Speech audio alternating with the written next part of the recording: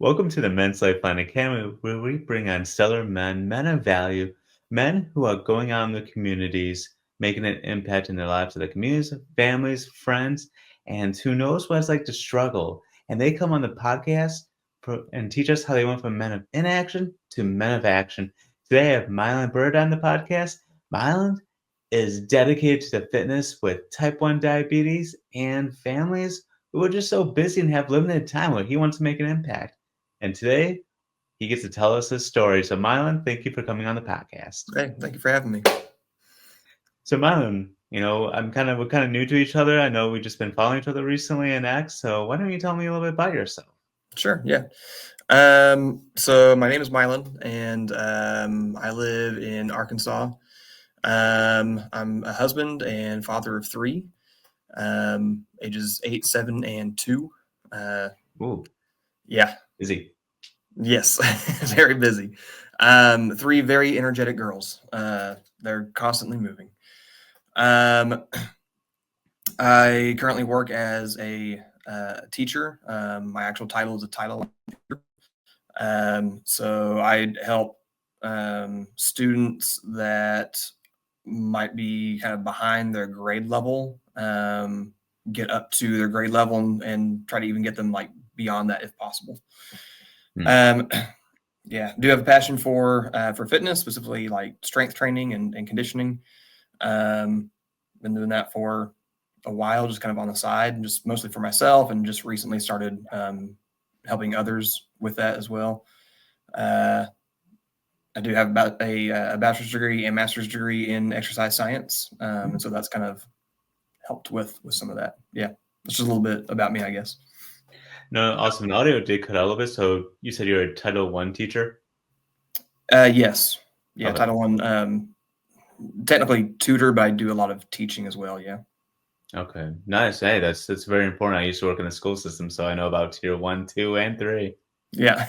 So it's awesome that we're bringing on some teachers on the podcast who are just out there really dedicating to helping students out and, of course, all that patience. So, are you able to incorporate any type of fitness in your tier one teachings at all? um, a little bit. Okay. I do get to teach like a crash course nutrition class Okay. every few weeks. Um, and included in that is like a short section on just physical activity. And because of that, I do get a lot of questions from students. They usually want to meet with me separately and ask about like, what's the best way to get my bench press up, or how do I get my biceps bigger, or stuff like that. But yeah, no, like direct coaching within the job itself. No. Okay, I wasn't sure because I know sometimes we're working with students when they get something like feeling a little bit anxious or to help calm their energy levels. As fitness, I know is one of the ways to help kids who have really high energy, bring them down, kids with low energy to bring them back up with that Yeah. kind of fitness. And it's a lot because our bodies were meant to move, not necessarily just sit still for long periods of time. Yeah. Absolutely. It's awesome. So, what kind of helped you propel you into the world of fitness? So I started training in different martial arts at the age of 16, and just wanted a way to kind of improve my performance in that. Um, and figured out fairly early that like strength training was going to help with that. Just getting stronger was going to make my strikes more powerful. Was going to Mhm. make my throws and everything better. And so that's kind of what got me into the space. Um, Found out that I liked it a lot. Started digging into like the science behind it and Mhm. really enjoyed it as well. And then decided to pursue degrees in it. That's awesome. And that's, martial arts is one of those ways that really teach discipline, especially with that strength training. So, for people who don't really know what strength training is, could you just kind of describe what that looks like? Because I know there's a lot of probably different thoughts on it. Yeah. So basically, strength training is um, most people think of it as just lifting weights, Hmm. which yeah, that's mostly what I do is lift different weights. But you can also strength train with body weight as well, as long as you're changing like the angles and the difficulty of the exercise as you get stronger. Um, but in a nutshell, you're just trying to make the different muscles of the body stronger, able to handle more load, whether that's weight or different angles. You're doing body weight exercises, and you're trying to get the muscles to where they can produce more force. Oh, wow. Very cool. So what does your training regimen kind of look like? Do you go, because I know there's a few different thoughts where you lift heavy for a set amount of time, then you kind of lift light, but you do more reps. We can target all the different types of muscle groups. So like if you look at like the bicep, right, the inner head and then like the outer, do you kind of focus on building that up with the strength training or what's kind of your regimen at this time? So right now I'm doing kind of like a power building program. Okay. So it's kind of a combination of the three power lifts. So the back squat, the bench press, and the deadlift. The deadlift is my favorite lift. I love it. With a little bit of like more bodybuilding style training as well, just to increase a little bit of muscle mass. I want to put a little more muscle on. Um, so that's kind of what my strength training looks like. I'm emphasizing the squat, bench, and deadlift with some more bodybuilding lifts like the biceps curl, triceps extensions um, on my like supplemental days. So I have two main like strength training days right now, just because that's all my schedule will allow for at the moment is Mhm. two just big strength training days.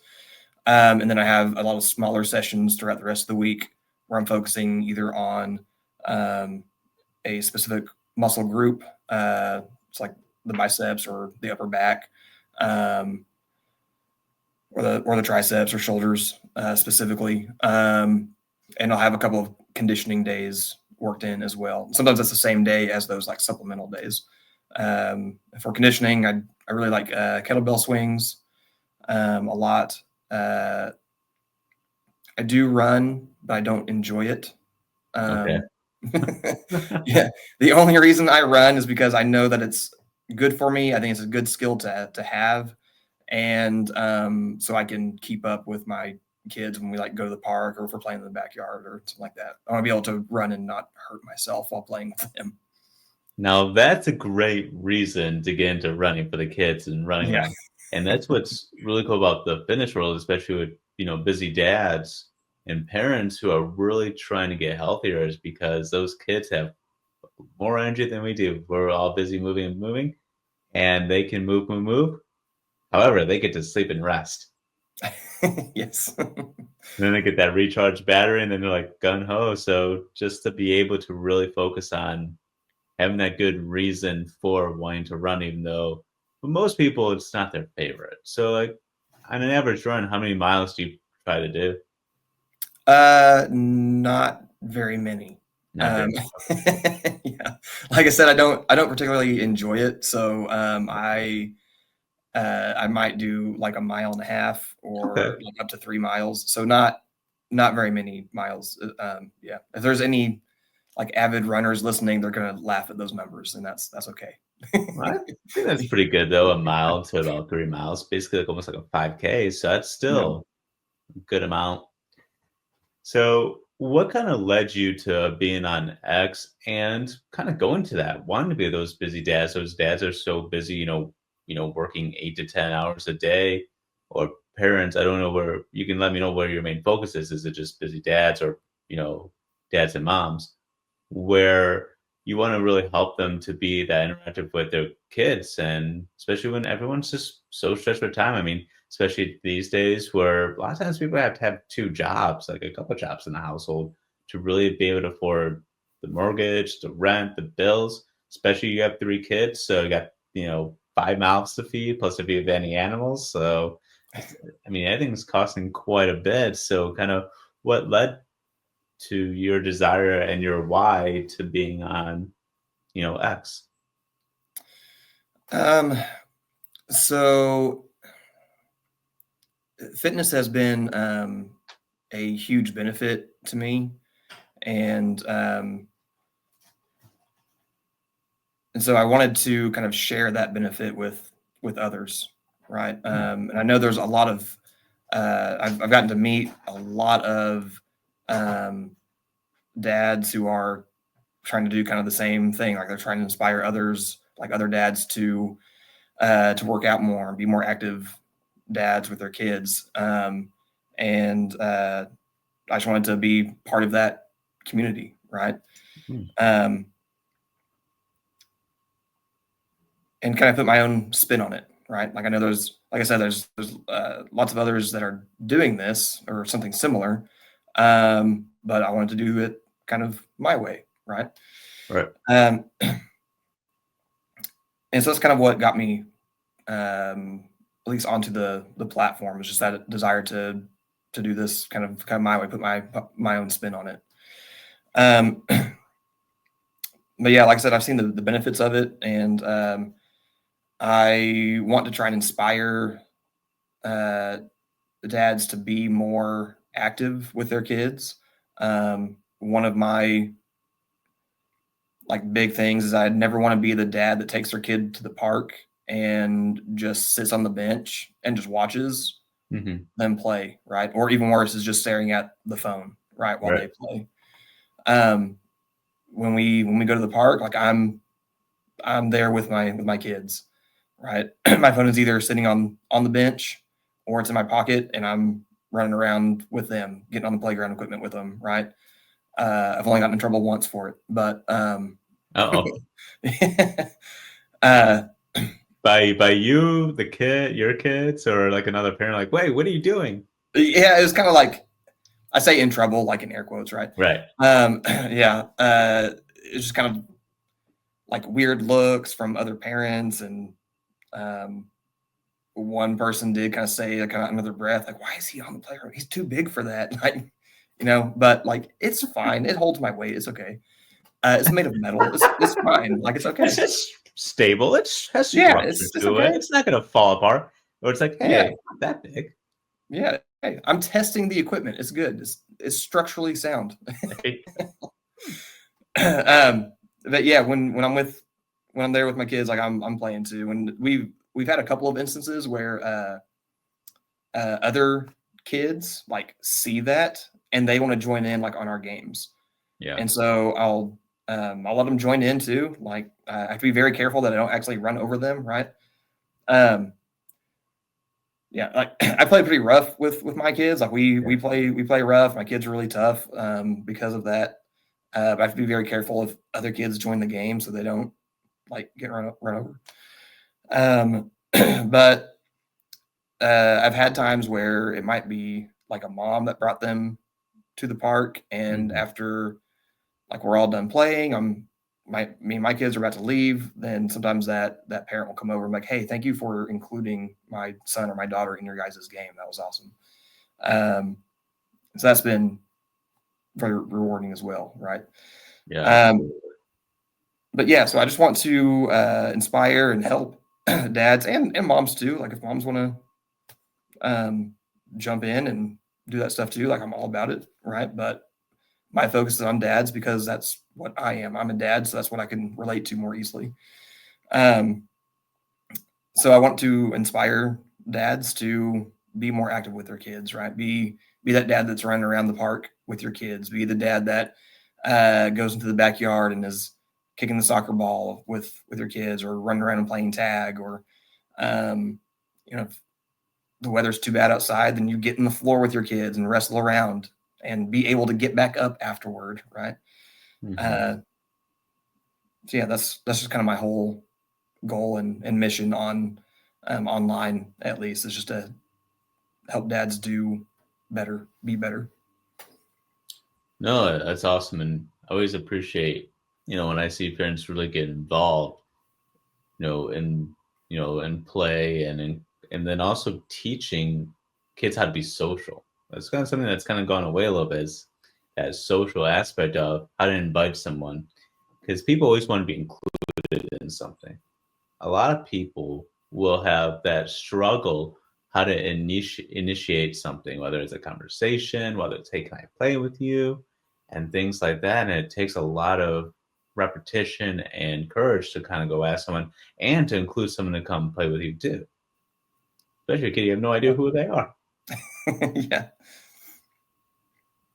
So, in kind of like looking at your expert file again, knowing that you really want to also like help people with type 1 diabetes, that's something actually I haven't really seen too much in the fitness industry. You see a lot about weight loss, maybe how to fast, what goes into a fast, but I haven't really seen too many people who really want to focus on type 1 diabetes. So, what's some of the challenges with, working with someone who might be a diabetic compared to someone who's not a diabetic? Yeah. So let me give just a little bit of background Mhm. on that, on why that interests me, and Yeah, then I can absolutely. get into that a little bit. So my younger brother, he's about 2.5 years younger than me. He was diagnosed with diabetes, type 1 diabetes, when he was an adult. Um, a lot of people, it was um, thought in the past that type 1 diabetes was only diagnosable in children. Mhm. Um, and some people kind of still carry that belief. But I think the latest statistic was like a little bit over 50% of new diagnoses of type 1 diabetes are adults, Oh, not wow. kids. Yeah. Yeah. So my brother was diagnosed as an adult. He was about 19 or 20, I believe. And it kind of came as a shock to our family. It was a very big change for him. And my my family kind of struggled to find resources for him. Excuse me, sorry. But they started to find resources for him for a little bit. Um, and I had been going to the gym for a while at that point. I was encouraging him to come with me. And when he finally decided to start going to the gym with me and start lifting weights, he got stronger. He started putting a little bit of muscle mass on. And we noticed then that his blood sugar levels started to like stabilize within a healthy range, right? Within normal range. Right. He would still have highs and lows sometimes. It's just part of Mhm. of diabetes. Um, but they started to stabilize a little bit more. And we also noticed that he was using less insulin. Okay. He would still have to inject himself with insulin, Right. but uh, he didn't have to use as much, right? And that piqued my interest. I had not gotten my degrees at that point. I had majored in just about everything by that point, but never actually finished anything. But that really got me interested um, in that specific aspect of exercise science. Is okay, how can weight training affect those with chronic diseases, right? Specifically, type 1 diabetes. Mhm. And that's why I started going back to school and got my bachelor's and master's degrees in exercise science, was to kind of go in and research that. Right, my original goal was actually to after getting my master's degree was to enter a PhD program and get my PhD in kinesiology or exercise science and start doing research um, on type 1 diabetes and exercise, Mm. specifically weight training, but including the conditioning aspect of it as well. Um, Plans have changed a little bit. I'm now trying to get into medical school instead, so that I can actually work more directly with individuals with diabetes, both type 1 and type 2. Mhm. So yeah, my plans and goals have shifted slightly, but that's what I'm trying to do right now. Um, so with exercise, uh, what's been seen in the research, I've read a lot of research on this, just for papers in grad school, things like that. Right. But what the research is showing right now is that conditioning or like more aerobic type exercise uh, has a better rate of like reducing blood sugar levels, um, especially like immediately or closer to that exercise window. But strength training has a better incidence of keeping those levels lower, so less high blood sugar levels, and will decrease the need for insulin. They still need it, of course, because their bodies Right. can't produce it, but they don't have to use as much. They're more sensitive to the insulin doses that they have to give themselves, so they don't have to use as much per injection. Oh, sure. Especially, I'm sure when you look at the foods and how much foods can affect the blood sugar. So I have a few family members that are diabetic, Mm-hmm. type 1. And so something that I learned about they don't necessarily think about is how, like, let's say one apple could have, what, 12 to 15 grams of carbs. Mm-hmm. And I know diabetics are very sensitive to like a lot of carbs, and especially as they turn to sugar. Oh yeah, yeah, for sure. No, I think that's an awesome reason. I always love hearing people's reasons for why they do the things that they do. Whether it's a personal experience or someone experience a family member, that's always seems to be the driving force to be the game changer, to be that change agent of wanting to live healthier lives, especially making a career change, right? Going from exercise science to wanting to study, learning, getting into a PhD, and then being like, well, hold on a second. Maybe how can I be more interactive, more hands-on? And Yeah. first of all, best of luck to really get into med school. I know that's not easy. Thank you. So I think that's awesome that you want to become a doctor and help people focus on diabetes, because I know those numbers are always going up. You always hear about obesity rates are on the rise, diabetes is on the rise, Mhm. and everything like this. So how would you kind of help like someone who's new to exercise, who's been a diabetic, and then obviously we both know there's two types of diabetics. There's a controlled diabetic who's very methodical about what goes into their body, their insulin and everything, than someone who's has a little bit more challenge being a controlled diabetic. Mm-hmm. So what goes into kind of helping someone develop those habits of becoming a controlled diabetic, of really watching the blood sugar, watching the food intake, and the insulin? Yeah.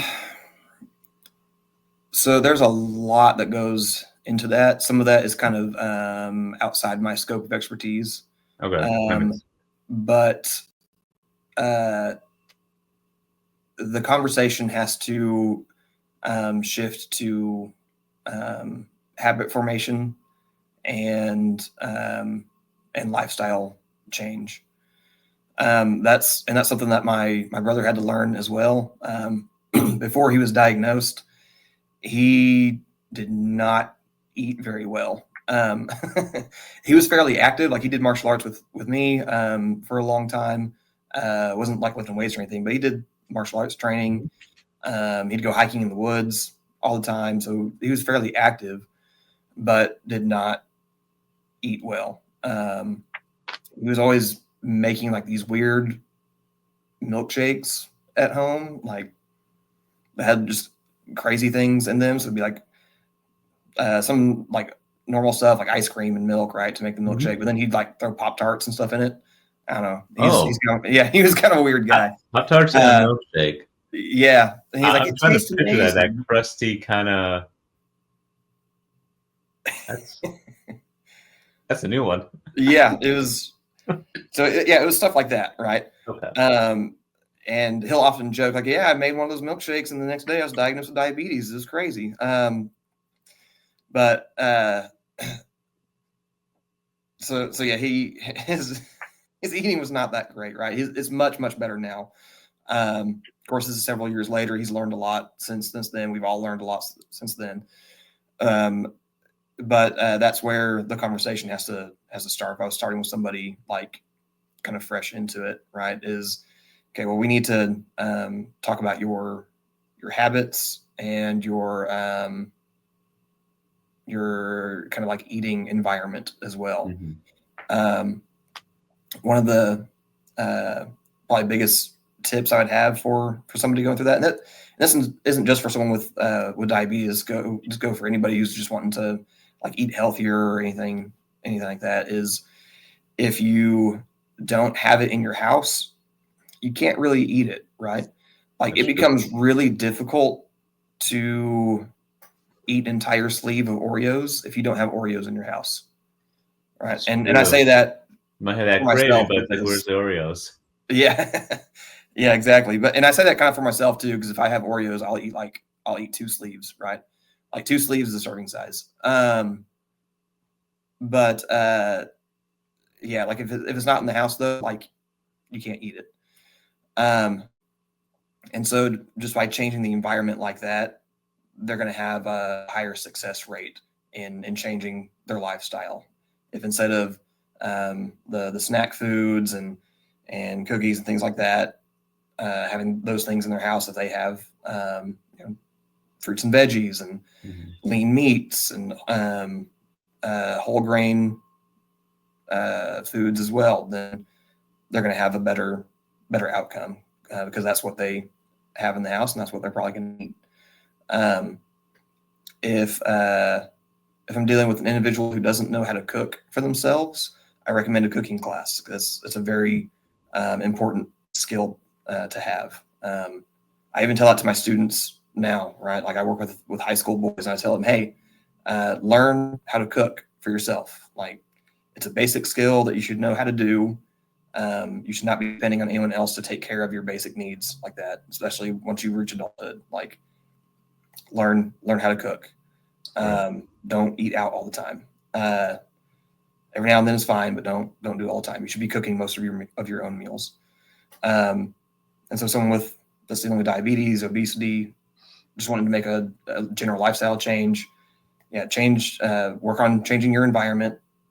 Get rid of the stuff you don't want to eat anymore that's in your house, and learn to cook. Yeah, that's definitely a skill that people definitely need to develop because it's expensive eating out. Yes, yes, it I is. mean, you can get like one large pizza could cost you like $25 to $30 just to on itself, Yeah, especially since they charge for every little topping.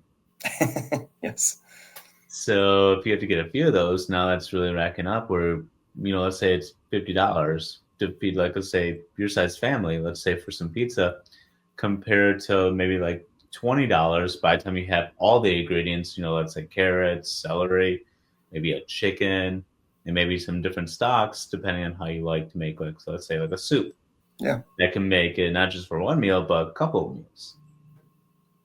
To really save that kind of money. Now we're getting to how to be financially smart and prepare. And as we all know, a lot of the gains is in the kitchen. yes, yeah, for sure. So if you really want to lose weight and take care of yourself, to really focus on eating healthy and understanding what is healthy eating. Because I know a lot of times people see someone eating 5 eggs, right? I mean, that's like probably the most popular thing on X is like you see someone's like, yep, I just ate like 5 eggs. However, they're not taking the person's height and weight into consideration and how active they are as well. Yeah, yeah, and with that, like everyone's individual, so we're all gonna eat a little bit differently, and Mhm. that's fine, right? Um, yeah, and you see a lot, especially like within kind of the space that I'm in on X, is a lot of people will try to conflate like one eating style or diet as like the best over all others, and Right. it's just not accurate, right? There's many different ways that you can eat healthily, and you just got to find the one that works best for you and just run with it, right? Um, yeah, I don't know that I want to say anything else about that. Yeah, just find what works best Yeah. for you Yes. and go with it, man. So Hey man, entering some dangerous territory because I know the carnivore diet's popular right now. yes, I know yeah, there's this one bodybuilder like years ago who actually I think was maybe less than more on the vegetarian side because their whole exercise was the whole diet was around a plant like a high protein plant based diet. hmm So there's a lot of different things. We just have to figure out what works for you. Some people will eat meat, awesome. Some people will focus more on that plant based diet, depending on how you want to live your life. And I will say that's one thing that's kind of surprising because if you make like any comments on it, like things can get kind of blown up. Like I remember I made a comment like just be careful how much meat you eat because you don't burn it off, it's just going to turn to fat, all that excess. Sure. Yeah.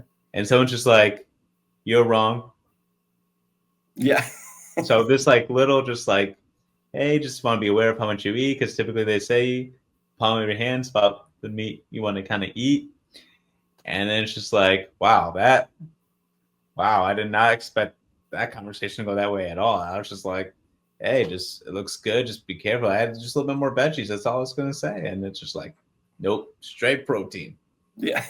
I gotta say Yeah. that people are fun, and finding out each individual's, what works for them. And that's why I always love kind of coaches and fitness coaches, because they basically all the same thing. It's like, we'll just make an individualized plan for you, and not gonna, you may not look like, let's say, Zach Kamal, you may not look like Tyler Todd, and it may not look like these guys, but how about this? How about we get the ideal body that you want to work on, and we'll do the best we can. Yeah. Yeah. Absolutely. So what's kind of like your next steps for your exercise, kind of whether you're developing a program, whether you're developing, like, what's your next kind of steps and going into more like the fitness world? Well, medical and fitness world. Yeah. So within fitness, I am working on a couple of programs right now. One is kind of a beginner program for someone who might be new to working out, or they're coming back from a kind of an extended layoff from working out. Maybe they haven't worked out since like high school or college, something like that, Mm-hmm. right? So it's more geared towards beginners or those that are coming back. I'm also working on a program that I kind of jokingly call the um, amusement park conditioning program. So it's going to be designed for people that are going on a big vacation to Disney World, Universal Studios, something like that, Okay. right? Yeah, or maybe they're just taking a vacation where they know they're going to do a lot of walking, and because of that, they have to carry like a backpack with snacks or water in it, or if you go to an amusement park with kids, like eventually one of those kids is going to go, "Dad, I'm tired, carry me," right? And And I get the food, the snacks, and don't forget the merchandise. Got it. yeah, all the Yeah. merch, yep. Yep. And now you have a kid too, potentially like on your back or in your arms, right? So that's what this program is kind of geared for. And I actually got the idea for it like as kind of a joke because my wife and I we were on a walk in the park, and um, she made a comment about like people getting tired at amusement parks and having to sit a lot, right? Right. To rest while they're like trying to leave. Right, it's the end of the day. They're trying to leave, but they have all these hills to go up and down while they're trying to leave the park. And I'm like yeah, maybe like they have to like train for that, right? You have to train for the amusement park. And so it kind of started as a joke, and I started thinking about it later, and I was like, no, I could actually probably make that a program. Like that could actually be a thing. Like, Yeah.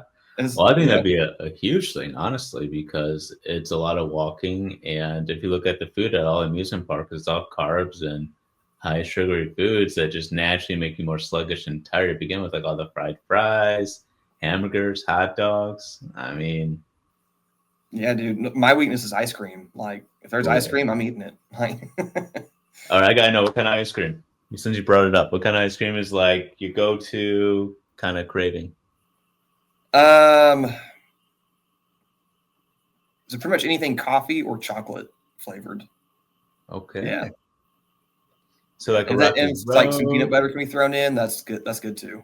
Okay, Like, so now you're getting a little into the Reese's ice cream. Okay. oh yes, yeah, yeah, yeah. Reese's is for sure my favorite candy. Like, especially the big cup ones. I can't even do like a normal Reese's anymore. Like, if I'm gonna get a Reese's, it's like the big cups. Wow. Yeah, Oh, gonna have to do a lot of strength training. It's like, if I want that Reese's, I gotta pump some yeah, iron. Gotta do this 20 times plus. sure, yeah, Because I think that's another thing that people don't always recognize is how much like calories is in candy. Like, until you really look at nutrition level, you don't realize that if you look at one piece of candy, it could be like 200 calories. It's like, yeah. holy crud. Yeah, yeah. Well, and like what people have to keep in mind too is that's just the serving size, right? Oh, that's true. It's like Yeah. 200 or 190 or whatever per serving, and then you got to look, okay, well, how many servings are actually in the package? I think what a lot of people do is they see, okay, like, oh, well, there's 190 calories in a serving, and they just eat the whole package without realizing, okay, but that package is like 3 or 4 servings. So you didn't get, just for easy math, you didn't get 200 calories. You got like 600 plus, right? You got somewhere between 400 and 600, right? Not Yeah. just 200. So yeah, it's very important to read the nutrition label. Right. And I think that's actually a really key point is that serving size. Yeah. So you could have a whole bag, and most people think, oh, 109 calories. Oh, okay, that's not too bad. And then it's in just a little bit tinier font. Just so you know, every 2 cookies is 190 calories, Mm-hmm. not the 10 in the package. Yes, exactly. Yeah. So I think that's kind of that learning to really pay attention to what we put on our bodies and the labels that people have to make. I mean, it's a federal law guideline through that they have to make these labels for us so that way we know what's put on our bodies. And I always go back to like elementary, middle school science class where it's like, if you can't even pronounce the word, you probably shouldn't put it in your body. If you can pronounce the word, can you define it? If you can't define it, probably shouldn't go in your body. Sure. Yeah. It's not a bad approach. There, I saw a clip on, I think it was on X. It might have been on YouTube though, where it's this lady like eating like the little mini donuts out of the package, Yeah. and the caption is something like you're told if you can't pronounce the ingredients to not eat it, but you took organic chemistry so you can pronounce all of them, right? So she's just eating them. I thought that was really funny, but That's fun. That's yeah. that's so hilarious. Like, I can say this word. Why can't you say this word? Well, Yeah, it's just a donut. my general advice though for nutrition, like stuff to eat, is as long as you stick to fruits, veggies, lean meats, um, healthy fats, so mono unsaturated and poly unsaturated fats, and whole grains, you're probably going to be good to go, right? That's Awesome. just kind of in a nutshell, the short version, I guess. No, absolutely. And as we kind of wrap up, what would you like to give a man today? So, a busy dad who just has very limited time, and someone who also might, let's say, might have diabetes. What's kind of a word of encouragement or statement that you like to leave someone today for them to go from inaction to action in their daily life?